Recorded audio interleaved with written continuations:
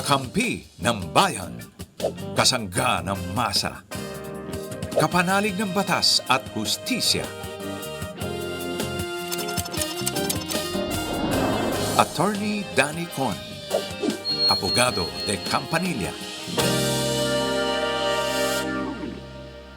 Magandang gabi, Pilipinas. Kumusta po kayo? Kahit saan mang bahagi ng mundo kayo naroon, dito man sa ating bansa o sa ating mga kababayan nasa ibang bansa rin. Welcome po sa isa na namang gabi ng makabuluhang talakayan, mga payong legal at mga katanungang bibigyan natin ng malinaw na kasagutan dito sa Attorney Danny Con, Abogado de Campanilla. Ako po si Bibeth Orteza, ang sawsawera ng bayan. Sawsawera kasi hindi po ako talagang abogado. Nagtangka lang ng bata akong maging abogado, hindi naman natuloy. But, andito, kasama natin ang ating abogada de Campanilla, ang Miss Philippines. Ay! Na si Attorney PG Galang. Uy, alam mo, actually, I'm a fan of beauty pageants. Ay, baka ano yun, still incorrect, or hindi ba woke yun? Pero I like those, Mami ko naging Miss Caloocan. Aba. Yung mami ko naging Miss Caloocan. Kaya, Siguro kung ako nag-beauty contest ng araw, malamang doon ako sa Miss Kalokohan. actually, nakakatawa nga. Ang mami ko, inhulaan. Sabi, nako, Feli, magkakaanak ka. Miss Universe. Ako lang ang lumabas. Kanya, sabi ba?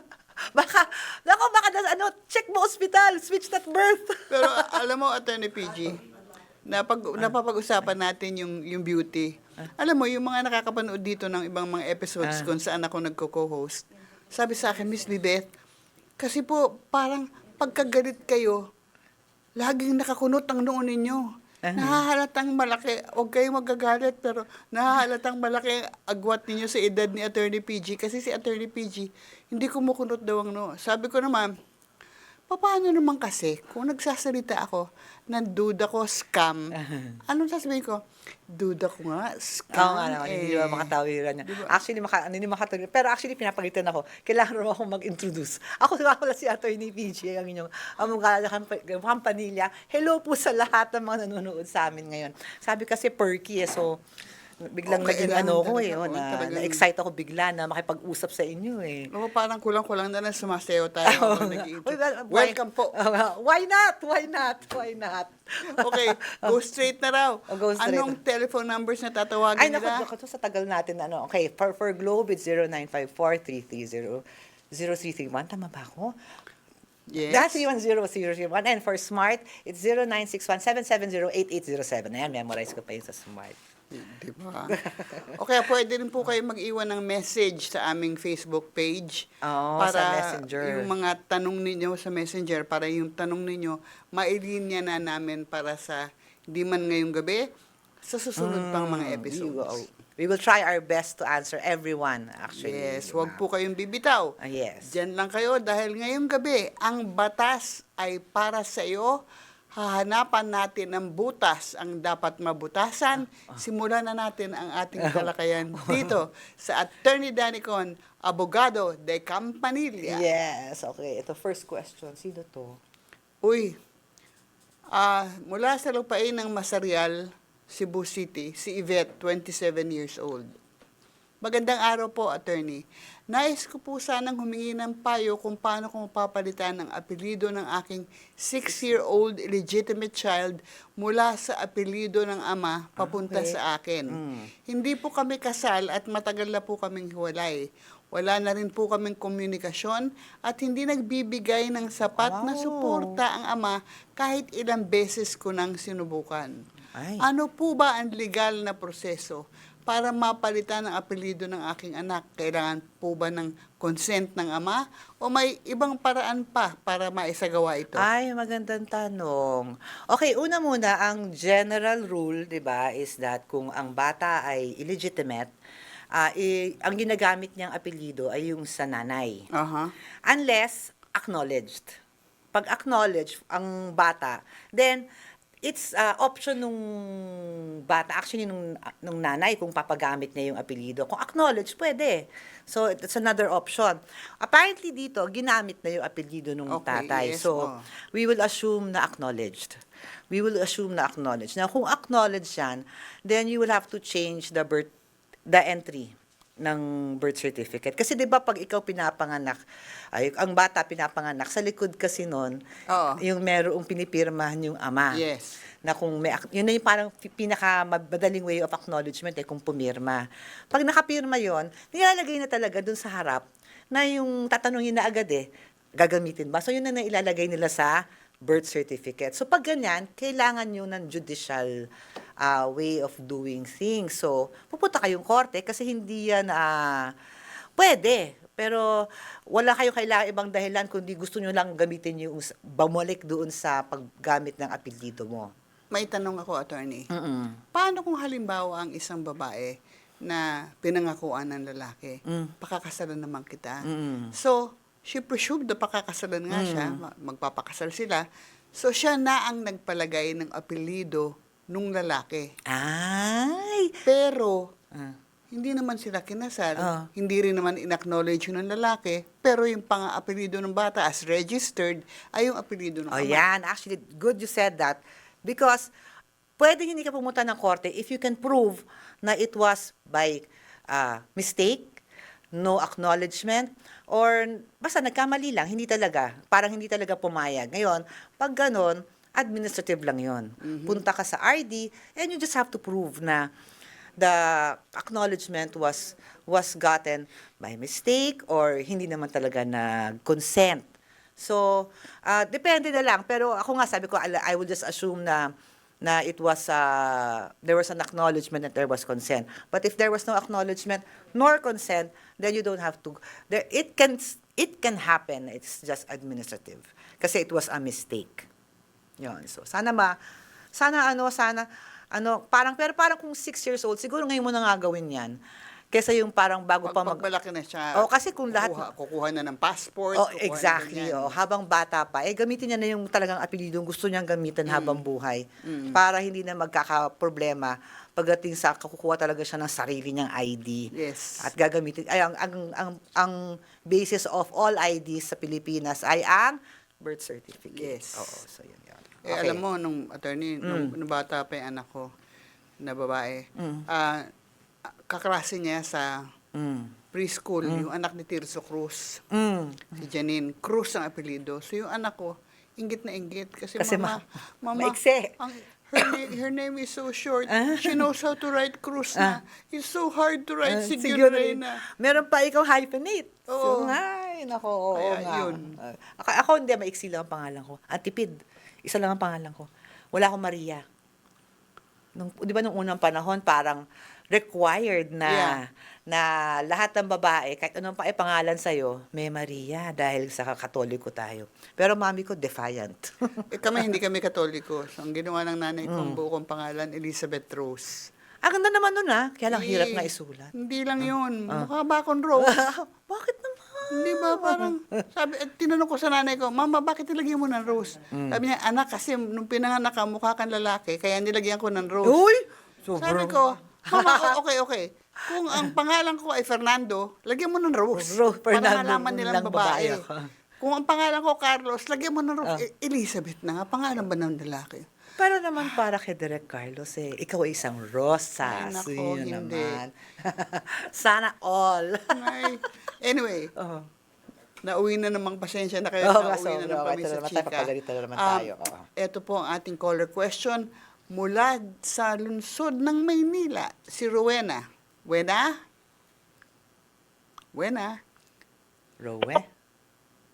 Ayan. Wena? Where are you, Wena? Wala. Baka naiinitan si Rowena. Ang init ngayon lately din. Hello, Rowena. Hello po. Ayun. Yes. Hello, attorney. Medyo nagpuputol-putol po Sige, we'll yung try. sa side po niya. Kami, pero ikaw rin na nagpuputol-putol Pero sige, subukan natin. Anong problema natin, Okay po. Rowena? Attorney, nung March 30, tama ba? March 30. Opo, basta before nung Holy Week, naka-aksidente po kasi yung partner ko. Okay. Motor vehicle po. Okay. Then, may Wala naman CCTV nasaktan? naman din po sa area. Meron po, Doc. Ay, Doc, sorry. Meron po, attorney. Sorry. Sige. Attorney, meron po. Kasi Okay. ang nasaktan po niya is isang senior citizen po, 74 years Ay, old. Okay. And okay naman po siya. However, nagkaroon po kasi siya ng pilay. Then hindi po namin alam kung up to what extent po or hanggang kung gaano po kalaki yung naging damage po sa hita niya. Pero fortunately, isang hita lang naman po yung natamaan or isang hita lang po yung na-damage.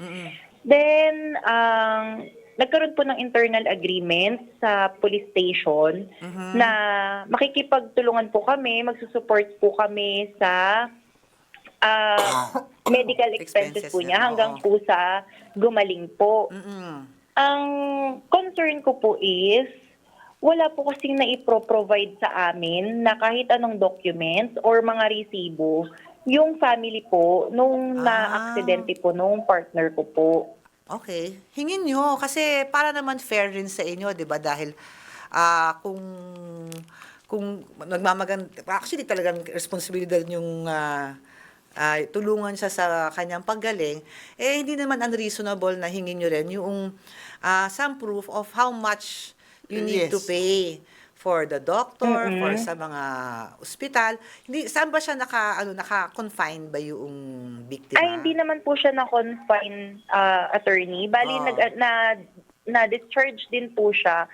Mga nagstay lang po ata siya sa hospital ng 10 hours kasi inantay lang po na masemento po yung paa niya. Then after that po, nagkaroon na po ng mga follow-up check-up. Neto pong Wednesday, yung last kahapon, yung follow-up, Tuesday po, yung follow-up check-up po niya. Then, kasi attorney, wala naman po kung babayaran po dun sa hospital. Gawa po ng sa public po siya dinala sa Philippine Pero Orthopedic. yung mga gamot nun, meron yun. Oo, meron. Yes po, attorney. Bali, sinagot po namin yung gamot. Ayun. And at the same time po, yung mga diaper po. Tsaka yung wipe. Kasi currently po, naka-diaper po Yeah. yung senior na rin siya. Kaso, attorney, puro verbal lang po kasi yung sinasabi nila. Like po, for example, na nagsabi po sila ng nakagastos daw po sila ng 700 for the transportation. And yung diaper and wipe is based lang po sa mga estimation. Then, nung hiningi ko naman po yung receipt or kahit yung proof po ng transaction, kung nag-grab po sila, medyo na-offend po kasi yung family na dapat daw po kasi kami daw po yung sumasama dun po sa mother niya para wala na daw po kaming mga maging questions in the future. Ayun po. So, And yung, okay, sige po. actually, okay, sa mga ganyang aksidente, there is a civil liability and then there is the criminal liability, di ba? So obviously, you're answering for the civil liability. I think ang problema mo ngayon, it's not exactly legal dahil ginagawa mo yung legal eh. Yes. Ginagawa mo yung legal na sinasagot mo.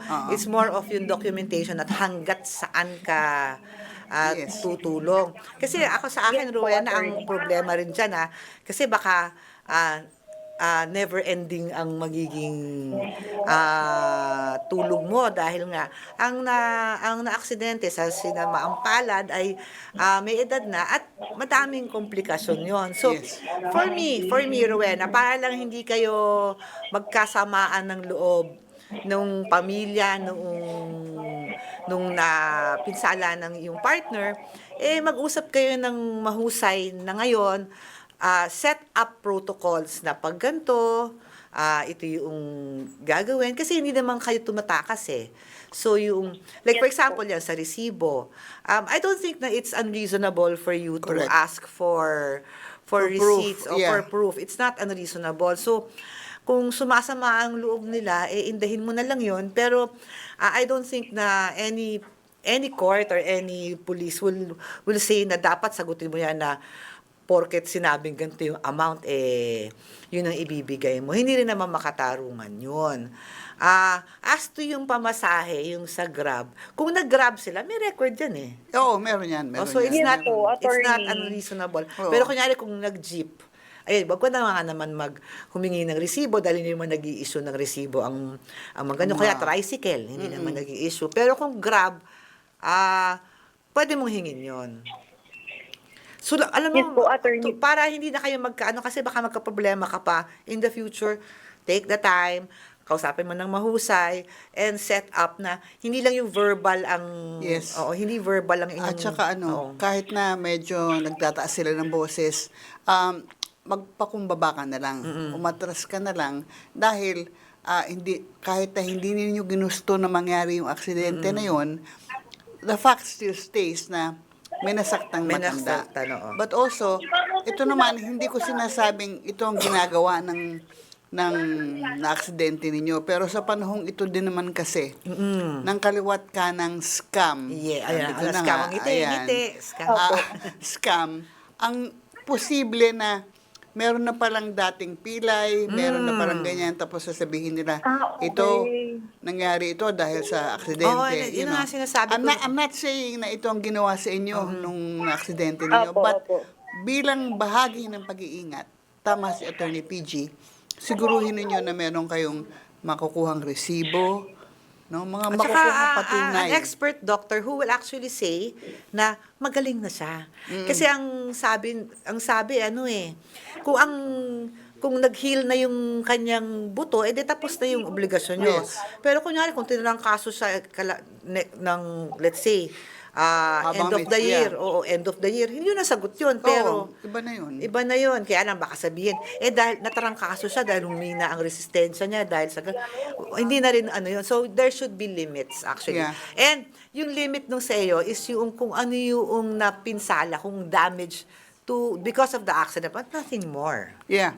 Tsaka halimbawa, tama yung kailangan isang magaling na doktor na titingin para ma-establish yung mga ibang connected na, Oo. halimbawa, diabetic ba? Kasi ang diabetic, medyo matagal gumaling yan sa mga para lang malaman na may mga bagay-bagay na hindi na dapat Oo, sagutin oo.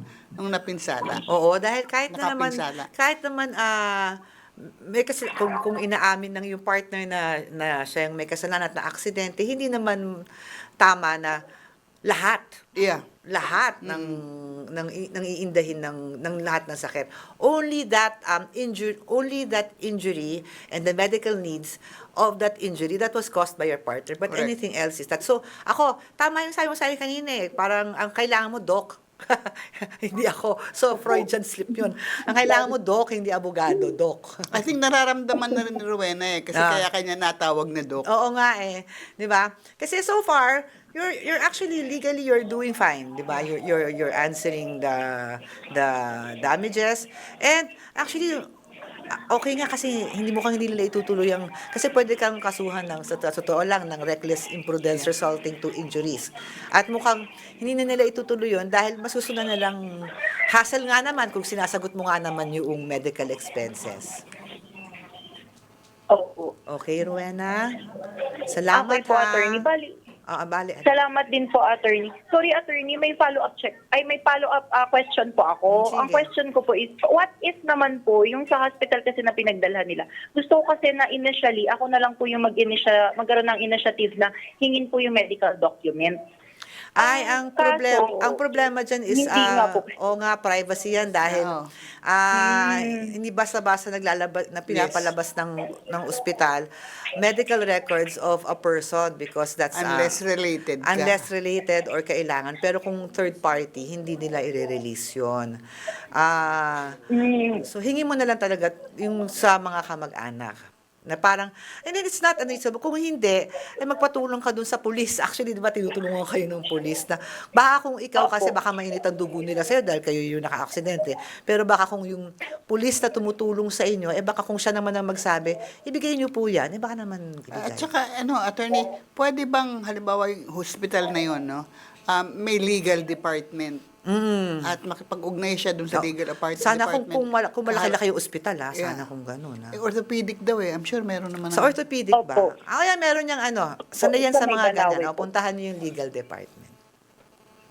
Okay po, attorney. Attorney, last na, pasensya na po. Sige. Worst comes to worst, kapag po hindi namin naibigay yung hinihiling po nila dahil wala po silang mai-provide sa amin na kahit anong documents or mga resibo. Ano pong possible na maging worst case po na scenario? Kung halimbawa po na hindi na talaga kami magpo-provide, gawa na wala Okay. naman po Pwede silang, ibinibigay okay. sa amin. Ang worst case scenario niyan is that they will file a case for the best case for filing a case is just to recover damages.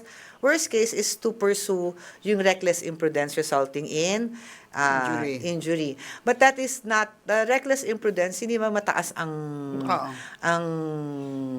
penalties niyan, it's still probationable, but that's the worst case scenario. Bali, pwede pa rin po nilang i-push yung Pwede pa naman, as pagdedemanda long as, if kasi ever March na pa naman nakikipagtulungan po. Yes, kasi if I remember correctly, you said the accident happened March, hindi pa prescribed. Oo, hindi pa. Within the period allowed. Within the period allowed pa. Bali, ilang months po ba ang Depende kasi before sa po- extent ng injuries pag reckless imprudence resulting to Pero definitely, pag March yan, nasa loob pa yan. Usually mga 2 years, if I remember correct. Okay. Which is Okay po. really Yun lang why po, it's attorney. important. Pasensya na po. It's really important, Rowena, na makakuha ka ng Release. katibayan, medical report para makita naman ang mas malinaw. And keep all those payments yung mga binibigay mo. Kasi parang just in case the worst case happens, at least mapapatunayan mo sa korte na you've been answering naman. Correct. Okay. Okay po, okay po. Thank you. Maraming salamat po, attorney. Thank Pasensya you. na po sa abala na. Okay Thank you po. Okay. Okay. Ito naman ay buhat sa lupain ng mga remulya. Si Bryle, 28 years old. Magandang araw po, attorney. Employed po ako sa isang agency since October 2025. Noong March 17, 2026, ay nag-submit na po ako ng resignation. Ngunit nag-file din po ako agad ng withdrawal ng resignation upon advice ng head ko. Ngayon po, sinasabi ng agency na kailangan ko raw po ng bagong contract dahil tapos na raw ang contract ko at project-based lang daw po ako. Ano nangyari yun? Sige, iba-iba. Ngunit ang alam ko po ay probationary ang status ko nung pumirma ako. Wala rin po akong copy ng contract dahil matagal ko na itong hinihingi. Ano po ang legal na hakbang na maaari kong gawin para maprotektahan ang aking employment status at karapatan, lalo na kung may issue rin po sa holiday pay at kontrata? Okay. Unang-una. Ang dami niyang sinabing mga labor concepts, parang jackpot sa lahat ng pwedeng Unahin natin dito sa resignation. Okay. A resignation, there are different kinds. So, merong irrevocable at may revocable. Ngayon, kung ang nag-submit ka ng irrevocable resignation, it doesn't need acceptance. Kasi irrevocable yun yung wala ka na But if your resignation is a simple resignation, it needs acceptance before it is deemed, you're deemed resigned. Acceptance ng employee. Ng employer. Ay, ng employer. Oo, kasi employer. So, since mukhang na-withdraw mo naman yon without the acceptance, then you're considered tuloy lang ang trabaho mo. So, I don't understand kung bakit kailangan ka ng bagong contract because if you withdrew your resignation before it was accepted, then there is no termination of contract. Ngayon, kung nalilito ka kung project-based ka pa or probationary, parang ang labo nga ng sitwasyon mo ngayon. But the law will actually ang ating batas sides always in favor of labor. Yeah. Tsaka, attorney, di ba kung project-based lang itong... May kontrata ka na, May kontrata. Dapat nakasaad sa kontrata. Kasi usually ang project-based, kunyari, gagawa ng building, tapos ikaw ay hinire na engineer for that building, obviously, you're only hired for that project. And that if natayo na yung building, tapos na. At kung hindi man tinanggap yung kanyang resignation, walang formal acceptance ng kanyang resignation, Ibig sabihin, tuloy-tuloy pa yung project na Yes, yun. oo nga tuloy-tuloy. Baka kailangan ka pa. So, absent any more facts, ngayon, kung meron ka pang, pero pag probationary, kailan ka hinire? Patingin nga. Kailan siya hinire? Since October 2025. Lampas ka na sa probationary. Dahil ang probationary employee, ang maximum number of months is 6 months. If you, lumampas na ng isang araw yon, you're considered regular. So that actually does away with one of your concerns kung probationary ka o hindi. Kasi kung probationary ka nga man, since October 2025, naging regular ka na. Ang tanong na lang is kung project. Ngayon, kung project nga yan, kung nandyan pa yung project at nag-resign ka at binawi mo at wala namang acceptance yung resignation, you're still there. Ngayon, kung igigiit nila yan, ano ang legal remedy mo? Ang legal remedy mo, ngayon matagal ko na sinasabi to is that you go to the nearest labor sa inyong lugar. Saan ba siya? Sa Etivac. Etivac ang sinabi ko. Sa Cavite. Etivac ang tawag dyan sa Etivac. Walang konti nila Etihad. Yeah, Etivac, sa Cavite siya. Meron yan sa Cavite, kung saan man kang munisipyo or city sa Cavite, meron niyang NLRC dyan or DOLE. Kasi ngayon, ang ginagawa ngayon for labor concerns is yung tawag nila SENA, Single Entry Approach. Kasi nga, minsan natulilito ka kung ikaw ay magreklamo kung ano ba, saan ba ako? Ano ba ang gagawin ko? Saan ba akong opisina? Ngayon ang ginagawa nila, para mas madali dun sa empleyado, pumunta ka lang doon, meron doon SENA desk, meron silang form, check ka lang dyan, at sila nang bahala kung saan i-assign yung kaso mo, kung saan appropriate. Depende kung saan yung nireklamo mo. At makaka-receive ka na lang notice, pati yung employer mo makaka-receive ng notice at pag-mediate kayo. So, yun lang, Braille of Etivac, di ba? So, hindi ka na probationary. Kung may project, nandyan pa, hindi ka naman resign. Ngayon, kung ipag-giit nila yan, pagsena ka na. Yun ang sagot yan. Di ba? Okay. Ano ba yan? Ang bilis naman. Masyado kasi tayong perky. Ang dami. Di ba? Itong lagay na to, mga kaibigan, mahihain na nga ako. Konti pa konti pa lang na pag-usapan, kailangan na kaming magpaalam. Pero, Oo nga. wag po kayong mag-alala. Sa lahat po ng nag-text, nag-comment at nagpadala ng mensahe sa aming Facebook page, mag-antay-antay lang po kayo. Darating din ang panahon na hindi naman panahon as in next year. Darating din ang pagkakataon na maisasama namin ang inyong mga tanong dito sa programa para mapag-usapan at mabigyan ng kalutasan ng inyong mga problema. Yes. Tsaka sa mga nanonood ngayon, I know, ang init, no? Ang init kayo. Mag-iingat kayo sa heat stroke. Ay, oo. Inuubo nga ngayon si Direk Ibet, pero Kaya, ako po ang inyong lingkod. Sawsawera ng bayan. Kahit na may ubo. Bibet Orteza. At ako, inyong abogada de Campanilla, si Attorney PG. Bye-bye! Hasta la vista! Baby!